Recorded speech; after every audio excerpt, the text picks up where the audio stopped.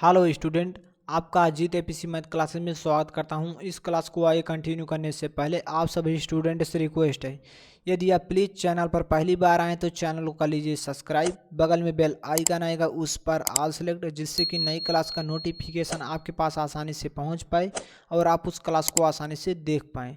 Late then start, हम इस class को स्टार्ट करते हैं। आज हम आपको इस क्लास में बताएँ क्लास 10 गणित अध्याय 2 बहुपद प्रश्नावली 2.4 का क्वेश्चन नंबर 1 बताएंगे। ठीक, क्वेश्चन नंबर 1 बताऊंगा। देखिए, क्वेश्चन नंबर 1 का क्वेश्चन नंबर दूसरा बताऊंगा। ठीक, सत्यापित कीजिए कि निम्न त्रिघात बहुपदों के साथ दी गई संख्याएं उसके शून्यक हैं। प्रत्येक स्थिति में शून्याङ्कों और गुणांकों के बीच के संबंध को सत्यापित कीजिए। ठीक, इसके पहले की क्लास में मैंने पहला क्वेश्चन सॉल्व कराया है। यदि आप उस क्वेश्चन को देखना चाहते हैं तो वीडियो की स्टार्टिंग में इस प्रकार से आपको आई बटन का लोगो दिखेगा। इस साइड इस आई बटन के लोगो पर क्लिक करके आप हमारी वीडियो को देख सकते हैं। ठीक, तो चलते हैं, हम क्वेश्चन नंबर 2 को सॉल्व करते हैं। आप चैनल के प्लेलिस्ट से देख सकते हैं यदि आप देखना चाहते हैं तो चलते हैं, इस क्वेश्चन को सॉल्व करते हैं।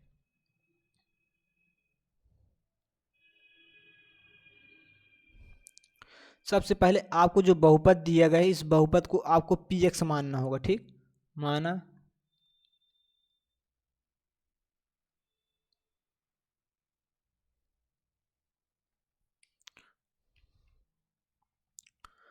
px बराबर x का cube minus 4x square plus 5x minus 2। ठीक, अब आपको सबसे पहले x के स्थान पर 2 रखना होगा, उसके बाद 1, उसके बाद 1। ठीक, तो चलते हैं, हम लगा देते हैं दिस इम्प्लाई।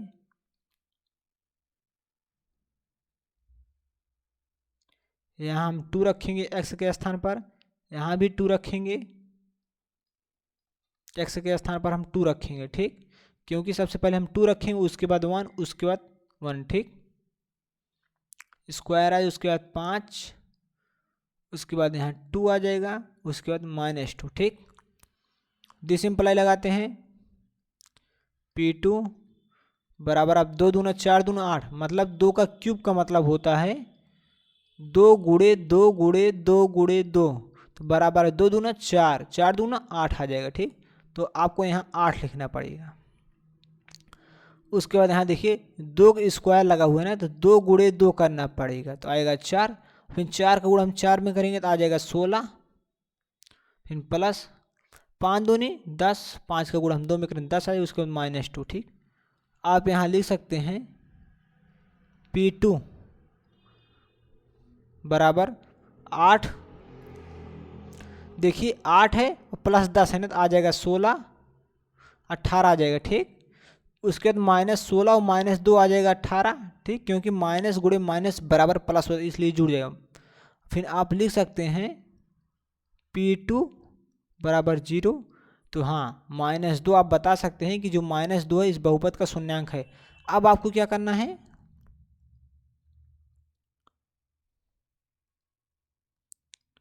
अब आपको लिखना है इस बहुपद को, फिर लिखना है px बराबर, आप लिख सकते हैं x का cube 4x square plus 5x -2। ठीक, आपको x बराबर 1 रखना है। ठीक, आपकी 1, तो जब आप यहाँ x के स्थान पर 1 रखें तो आ जाएगा P1 बराबर 1 का क्यूब -4 गुणे 1 का स्क्वायर, फिर 5 गुणे 1 -2।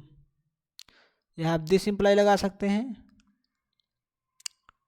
P1 इक्वल टू, यहाँ देखिए 1 का क्यूब है तो 1 गुणे 1 गुणे 1 गुणे 1 3 बार होगा। ठीक, तो बराबर 1 आएगा। ठीक, ना कि 3 आएगा, तो यहाँ 1 आ जाएगा।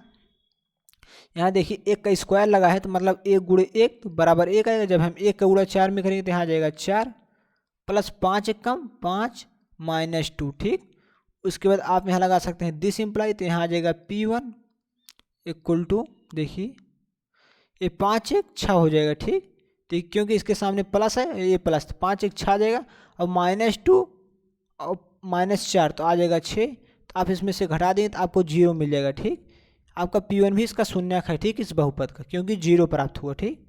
अब आपको चेक करना है, फिर से आपको वहाँ रखना है एक बार, ठीक, इसी प्रकार।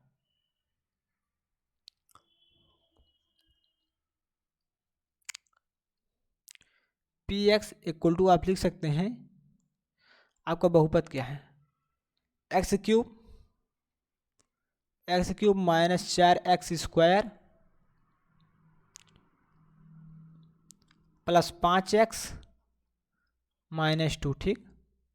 आपको x के स्थान पर आपकी वहाँ रखना है पुनः, फिर तो वहाँ रखेंगे हम, दिस सिंप्लाई लगा देंगे तो यहाँ आ जाएगा, फिर यहाँ वहाँ रखेंगे तो 1 का क्यूब आ जाएगा, 4 1 का स्क्वायर, फिर 5 गुणे 1 माइनस 2।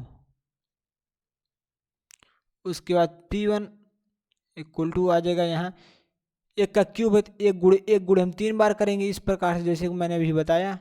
तो यहाँ आएगा बराबर 1, तो यहाँ 1 आ गया, फिर 1 गुणे 1 करेंगे तो 1 आएगा, फिर 1 से 4 में उड़े यहाँ 4 आ जाएगा, उसके बाद फिर 5 आएगा, उसके बाद माइनस 2। तो आ जाएगा हमारा फाइनली P1, देखिए 5 1 6 माइनस 6 आ जाएगा। तो आप दिस सिंप्लाई लगा करके लिख सकते हैं P1 इक्वल टू 0। तो आप लिख दीजिए अब, अतः बहुपद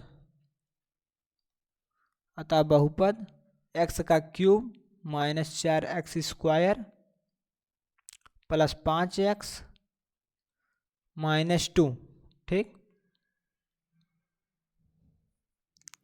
2 के शून्यंक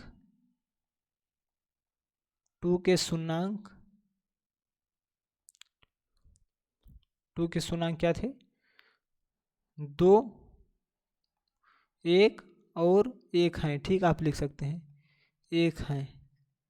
अब आपका क्या है, सत्यापन करना है शून्याङ्कों और गुणांकों के बीच, ठीक। अब सत्यापन करने के लिए जो आपके 3 शून्याङ्क दिए गए हैं, इन तीनों शून्याङ्कों को अल्फा बीटा गामा नाम देना होगा, ठीक। तो माना अल्फा बराबर 2, बीटा बराबर 1, गामा बराबर 1, ठीक, ये आपका गामा है, ठीक, गामा बराबर 1। आपका जो बहुपद है, बहुपद आप लिख सकते हैं, बहुपद x का cube minus 4x² plus 5x minus 2 की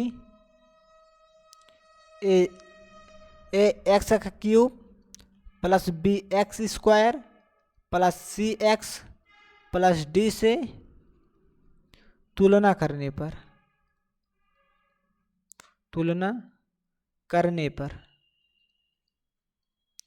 जब आप इसकी तुलना करेंगे तो आपको क्या मिलेगा, देखिए हम यहाँ देखते हैं a के स्थान पर इसमें क्या है, 1 है, तो हम लिख सकते हैं a बराबर 1, ठीक। और b के स्थान पर देखते हैं, इसमें b के स्थान पर -4 है, ठीक।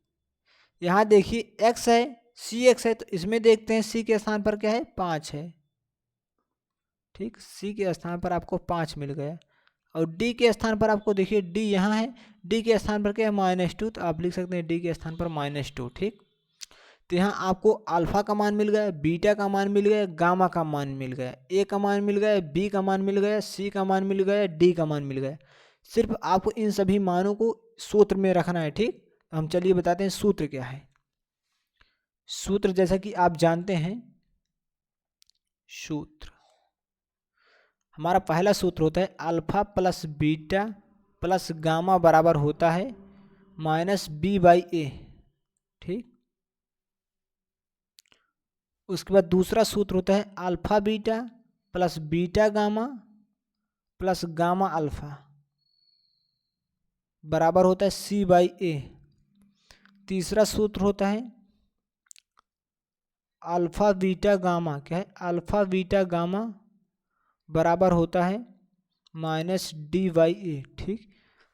आपको अल्फा बीटा गामा b और a का मान सबसे पहले सूत्र में रखना है, पहले सूत्र में एक बार रखना है, उसके बाद दूसरे सूत्र में, उसके बाद तीसरे सूत्र में, इन तीनों सूत्र में आपको मान रखना है, ठीक। तो हम चलते हैं पहले सूत्र में रखते हैं। ठीक, पहला सूत्र आपका क्या है,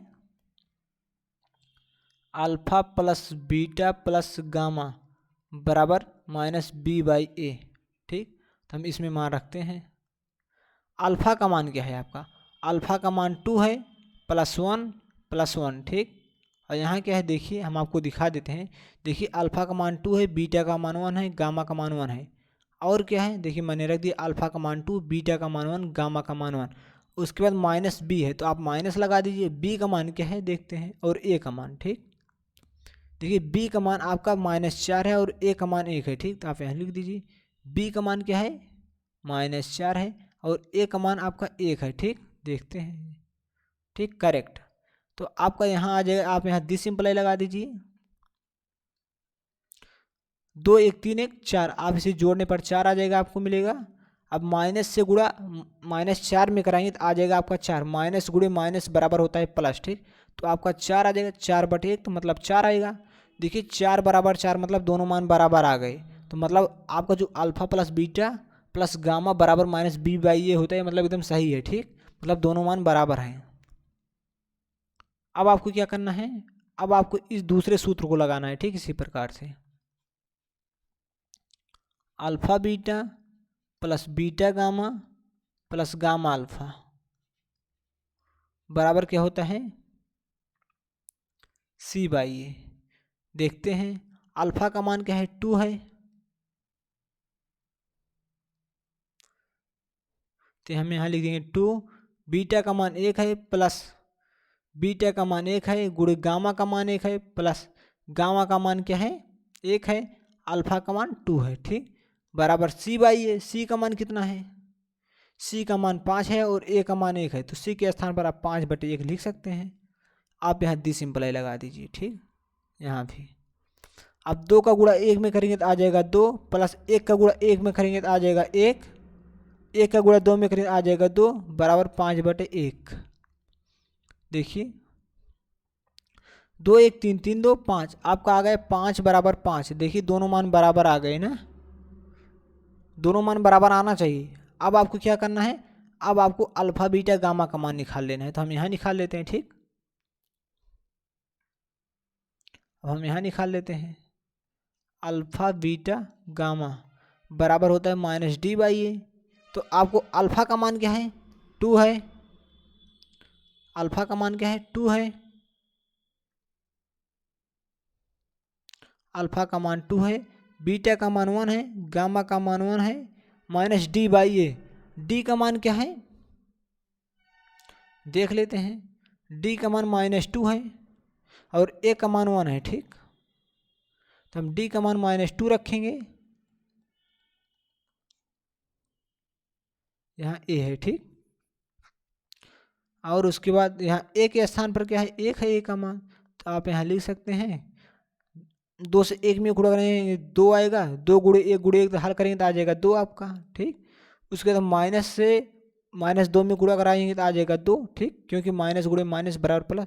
देखिए दोनों मान इसमें भी बराबर हैं, इसमें 4 4 है, इसमें 5 5 है, इसमें 2 2 है, लेकिन सब में मान समान है। देखिए 4 बराबर 4 है, 5 बराबर 5 है, 2 बराबर है, मतलब सबके मान बराबर हैं। ठीक, और मैंने इसके पहले जो चेक किया था इसमें देखिए सब में तीनों में 0 आया ना, मतलब आपका क्वेश्चन सही है। ठीक, तो आप लिख सकते हैं इतम सिद्धम, क्या है लिख दीजिए इतम इत सिद्धम, इत सिद्धम। ठीक,